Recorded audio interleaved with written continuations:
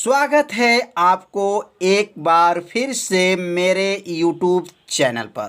तो आज क्लास 12 के जीव विज्ञान चैप्टर 1 चैप्टर का नाम है जीवों में जनन।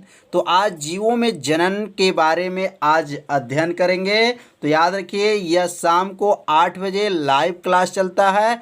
आप सभी विद्यार्थी इस लाइव क्लास से जुड़िए और प्रतिदिन मेरे वीडियो को देखिए और एक अच्छे से नोट्स को बनाते चलिए। इस भाग में हम लोग पढ़ेंगे निषेचन। निषेचन क्या होता है, निषेचन कितने प्रकार के होते हैं। तो अब एक एक क्वेश्चन को आप लोग को अच्छे से बताया जाएगा और आप लोग एक कॉपी अपने सामने रख लीजिए और नोट भी करते चलिए। तो अब निषेचन का परिभाषा है जब नर युग्मक और मादा युग्मक आपस में मिलते हैं, इस घटना को ही क्या कहेंगे, निषेचन कहते हैं। तो यहाँ आप उत्तर अपने कॉपी में लिख लीजिए कि जब नर युग्मक तथा मादा युग्मक आपस में मिलते हैं तो इस घटना को युग्मक संलयन कहते हैं तथा आपस में मिलकर द्विगुणित युग्मनज का निर्माण करते हैं।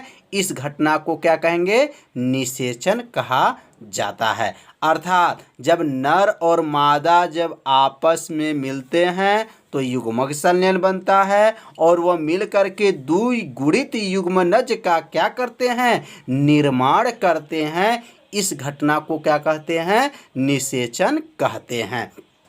अब द्विगुणित का मतलब क्या है। द्विगुणित युग्मनज का अर्थ यह है कि नर युग्मक, अब ध्यान देंगे यह नर युग्मक है और यह मादा युग्मक है। तो नर युग्मक में शुक्राणु होता है और मादा युग्मक में अंडाणु होता है। तो शुक्राणु को जो है इसमें जो संख्या है n से और अंडाणु को भी संख्या को n से प्रदर्शित किया जाता है। आज जब दोनों मिलेगा तो वह बन जाएगा 2n। तो इसलिए द्विगुणित बोला जाता है। 2n का मतलब यह हो गया कि शुक्राणु n और अंडाणु n जब आपस में मिलते हैं तो क्या बनाते हैं, द्विगुणित युग्मनज का निर्माण करते हैं। तो समझ में आ गया होगा कि निषेचन की परिभाषा क्या है और द्विगुणित जो है युग्मनज का अर्थ क्या है। अब हम लोग पढ़ेंगे निषेचन के प्रकार। निषेचन कितने प्रकार के होते हैं। तो याद रखिए निषेचन जो होंगे 2 प्रकार के होते हैं।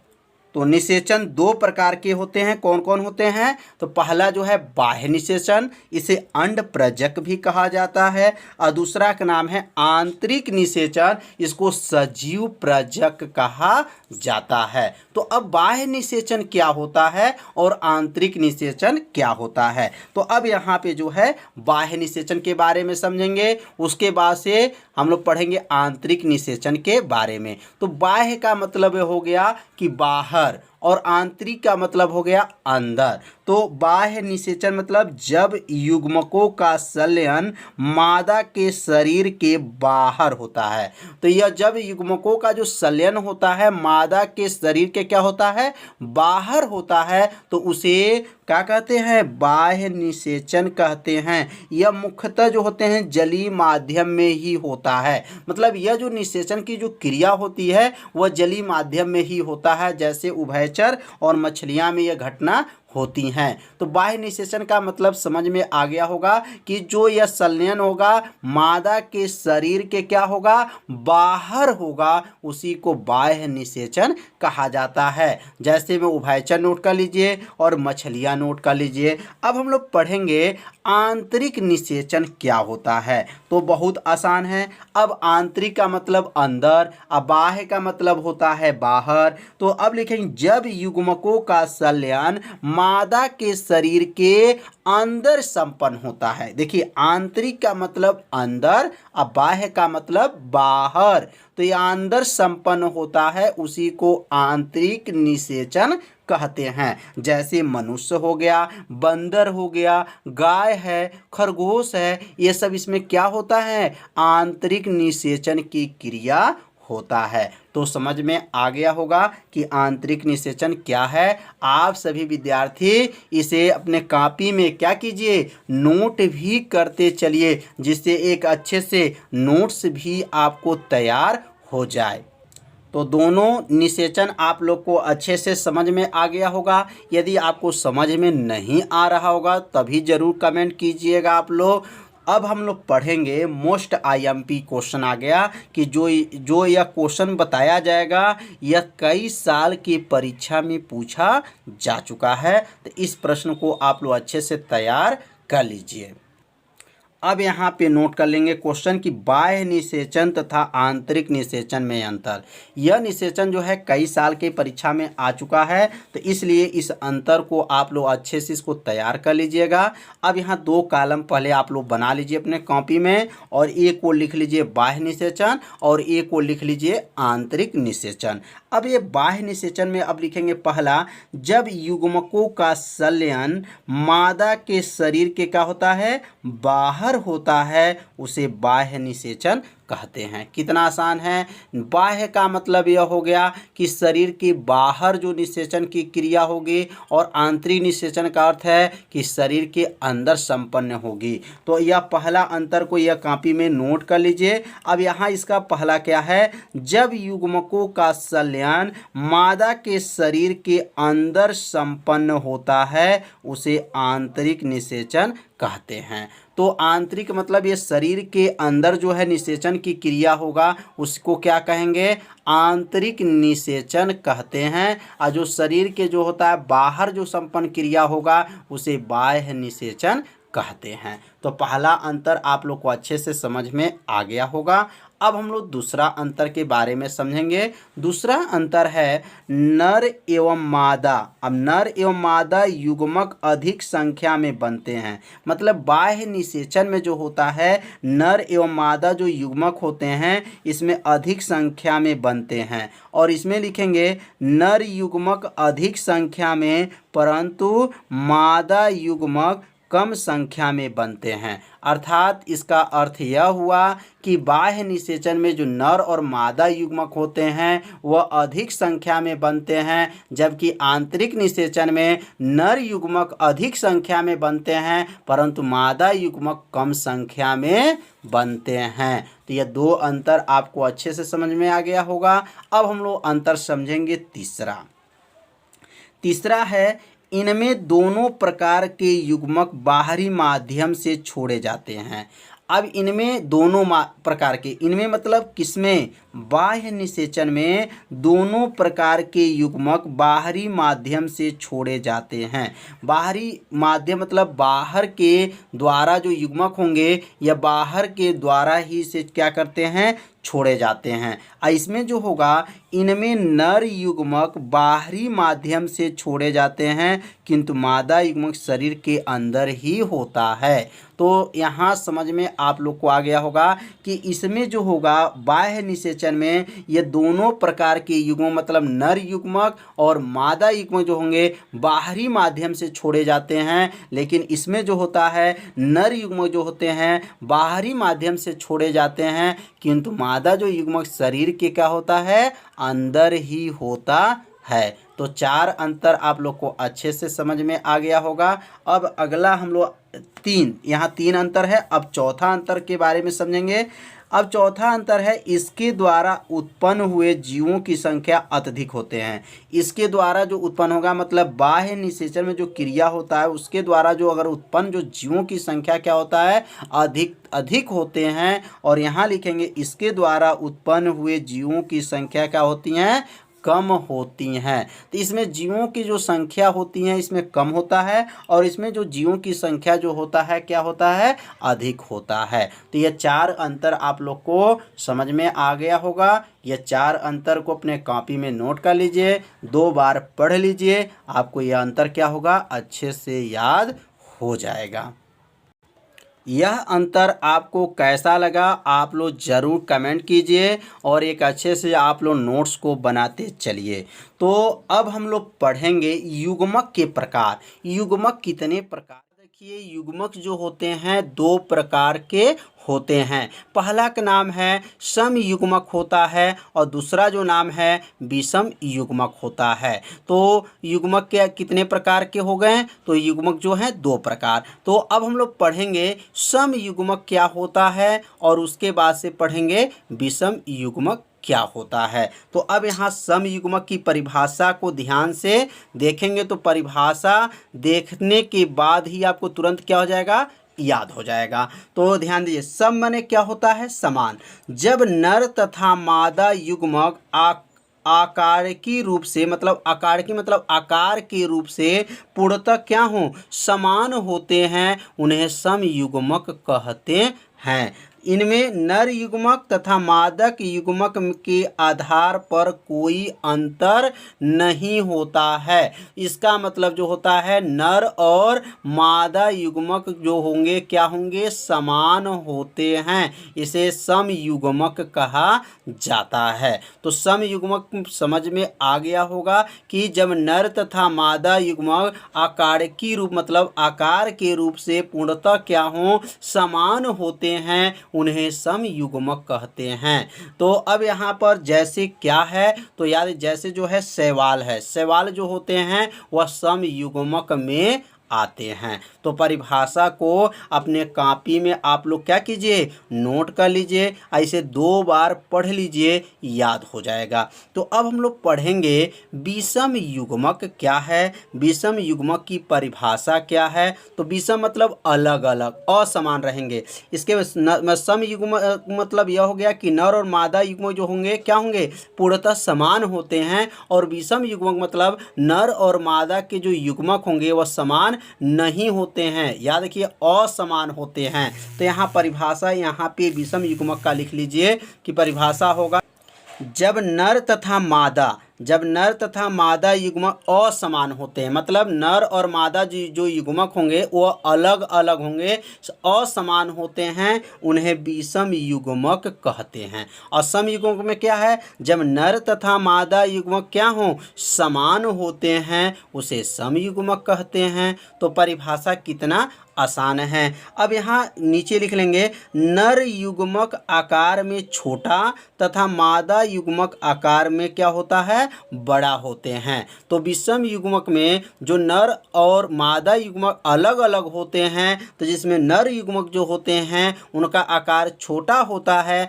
और मादा युग्मक के जो होते हैं आकार वह क्या होता है, बड़ा होता है। तो समझ में आ रहा होगा आप लोग को, विषम का मतलब हो गया अलग अलग, मतलब नर अलग और मादा जो युग्मक क्या रहेंगे, अलग अलग, समान इसमें नहीं होते हैं। तो अब यहाँ लिख देंगे, नर युग्मक को शुक्राणु, जो नर युग्मक को जो क्या कहेंगे, शुक्राणु कहते हैं, और तथा मादा युग्मक को अंडाणु कहते हैं। तो समझ में आ गया होगा कि नर युग्मक को शुक्राणु तथा मादा युग्मक को क्या कहते हैं, अंडाणु कहते हैं। तो परिभाषा को इसे अपने कॉपी में क्या कीजिए, नोट कर लीजिए। तो अब आगे हम लोग पढ़ेंगे।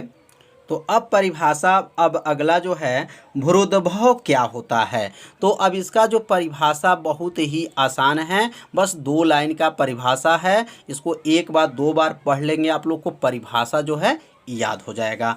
तो याद रखिए परिभाषा क्या है, युग्मनज से भ्रूण का निर्माण की प्रक्रिया को भ्रुदभव कहते हैं। कितना आसान परिभाषा है। युग्मनज कैसे बनता है, जब नर और मादा युग्मक जब आपस में संलयन करते हैं तो किसका निर्माण होता है, युग्मनज का निर्माण होता है। और युग्मनज के बाद से क्या बनता है, भ्रूण बनता है, और भ्रूण के बाद से क्या बनता है, तो शिशु का जो है निर्माण होता है। तो समझ में आ गया होगा कि भ्रुदभव क्या है। तो युग्मनज से भ्रूण का निर्माण की प्रक्रिया को ही क्या कहते हैं, भ्रुदभव कहा जाता है। तो इस परिभाषा को अपने कॉपी में क्या कीजिए, नोट कर लीजिए। अब यहाँ पे बनाया गया है युग्मनज। युग्मनज का मतलब यह हो गया कि इसमें नर और मादा के मिलने से क्या बनता है, युग्मनज बनता है, जिसके द्वारा भ्रूण का निर्माण होता है। और भ्रूण के निर्माण के द्वारा किसका, शिशु का क्या होती हैं, उत्पत्ति होती हैं। तो समझ में आ गया होगा परिभाषा। तो इस परिभाषा को अपने कॉपी में नोट करते चलिए। अब हम लोग पढ़ेंगे अनिषेक जनन क्या है। यह जो क्वेश्चन है कई साल के पेपर में आ चुका है, तो इस क्वेश्चन को आप लोग अच्छे से तैयार कर लीजिए, क्योंकि यह क्वेश्चन कई साल के पेपर में आ चुका है। तो अनिषेक जनन क्या है? तो अनिषेक जनन का अर्थ यह है कि यह नर और मादा के न मिलने से, ध्यान दीजिएगा, नर और मादा जो है मिलेंगे नहीं, फिर भी यह जनन की क्रिया हो जाता है, निषेचन की क्रिया हो जाता है, इसी को अनिषेक जनन कहते हैं। मतलब ये निषेचन की क्रिया नहीं होगा और फिर भी क्या है, भ्रूण का निर्माण हो जाता है। तो आप लोग ध्यान दीजिए, ये अनिषेचक जनन का मतलब यह हुआ कि बिना जो है निषेचन की क्रिया के द्वारा ही किसका निर्माण हो जाना, भ्रूण का निर्माण हो जाना, इस घटना को ही अनिषेक जनन कहते हैं। तो अब ऐसा घटना किसमें होता है? तो मधुमक्खियों में जो है ऐसा घटना होता है जो बिना नर और मादा के मिलन से ही किसका निर्माण हो जाए, भ्रूण का निर्माण होता है और जिसके द्वारा एक जनन क्रिया उत्पन्न होती हैं। तो अब यहाँ पे लिखेंगे कि यदि बिना निषेचन के ही भ्रूण का निर्माण हो तो इस घटना को अनिषेक जनन कहते हैं। तो देखिए, बिना निषेचन मतलब बिना नर और मादा के मिलन के ही बिना क्या हो जाएगा, भ्रूण का क्या होता है, निर्माण हो जाता है। इस घटना को अनिषेक जनन कहते हैं। इस घटना को चार्ल्स बोनेट ने सन 1745 ईस्वी में एफिडस में खोजा था। तो इसे याद रख लीजिए कि अनिषेक जनन का खोज किसने किए थे? तो चार्ल्स बोनेट ने खोज किए थे। अब इसका उदाहरण क्या है? तो इसका उदाहरण हो जाएगा, मधुमक्खियों में अनिषेक जनन होता है। तो मधुमक्खियों के अंदर जो है जनन जो क्रिया होता है वह क्या होता है, नर और मादा के बिना ही क्या हो जाता है, निषेचन की क्रिया संपन्न हो जाता है। इसी को कहेंगे अनिषेक जनन कहा जाता है। तो इस परिभाषा को आप लोग नोट कर लीजिए और इसे अच्छे से तैयार कर लीजिए, क्योंकि यह परिभाषा कई साल के पेपर में आ चुका है। अब हम लोग पढ़ेंगे अनिषेक फलन क्या होता है, अनिषेक फलन की परिभाषा क्या है। तो इसका परिभाषा भी बहुत ही क्या है, आसान है। तो अब अनिषेक फलन क्या होता है? तो अनिषेक जनन जैसे परिभाषा अभी आप लोग समझे हैं, तो ऐसे ही परिभाषा ये भी है, अंडाशय से बिना निषेचन का फल का निर्माण की प्रक्रिया अनिषेचक फलन कहते हैं। मतलब अंडाशय से बिना, मतलब अंडाशय के बिना जो निषेचन की जो क्रिया द्वारा जो फल का निर्माण होता है, उसी प्रक्रिया को क्या कहते हैं, अनिषेक फलन कहते हैं। ऐसे फलों को अनिषेक फल कहते हैं। इस शब्द का प्रयोग किसने दिए थे? तो इस शब्द का प्रयोग जो है नील नामक वैज्ञानिक ने दिए थे। तो इसकी परिभाषा आप लोग को अच्छे से समझ में आ गया होगा कि अंडाशय से बिना मतलब उसमें अंडाशय नहीं होगा, फिर भी जो है निषेचन की क्रिया का जो निर्माण होता है उसके द्वारा जो फल बनता है, उस फल को ही अनिषेक फल कहते हैं। तो इस शब्द का प्रयोग किसने किए थे? तो इस शब्द का प्रयोग जो है नील नामक वैज्ञानिक ने दिए थे, प्रयोग किए थे अनिषेक फलन के बारे में। तो यह परिभाषा कैसा लगा आप लोग ज़रूर कमेंट कीजिए। यदि चैनल पर आप पहली बार आए हैं तो मेरे चैनल को सब्सक्राइब भी कर लीजिए और बेल आइकन घंटी को ऑप्शन को भी आप लोग ओके कर लीजिए, जिससे कोई भी वीडियो को अपलोड किया जाए तो उसका मैसेज तुरंत आपके पास पहुंच जाए। तो अब हम पढ़ेंगे आगे। तो अब हम लोग पढ़ेंगे पादपों में लैंगिकता क्या है।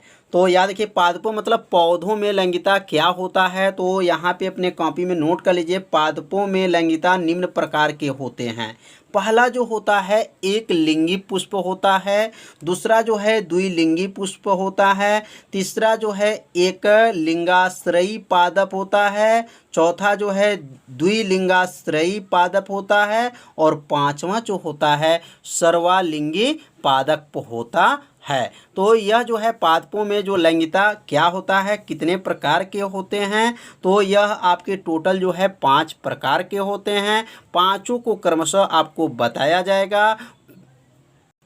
तो आप लोग एक एक परिभाषा को अच्छे से समझिए। जहाँ भी आपको दिक्कत हो वहाँ पे तुरंत आप लोग क्या कीजिए, कमेंट कीजिए। यदि आपको परिभाषा अच्छा लग रहा होगा तो आप लोग ज़रूर कमेंट कीजिए कि हाँ लिभाषा हमको अच्छा लग रहा है। तो आप लोग कॉपी बना लीजिए और अच्छे से इसको तैयार कर लीजिए। तो कल जो है हम लोग पढ़ेंगे कि एक लिंगी पुष्प क्या है, द्विलिंगी पुष्प क्या है, एकलिंगाश्रयी पादप, द्विलिंगाश्रयी पादप और सर्वलिंगी पादप क्या होते हैं, तो वह कल के वीडियो में बताया जाएगा। आज के वीडियो में इतना ही बताया जाएगा। तो आप लोग प्रतिदिन जो है 8 बजे मेरे वीडियो को देखिए और एक अच्छे से नोट्स को बनाते चलिए। तो कल 8 बजे मिलेंगे, तब तक के लिए नमस्कार।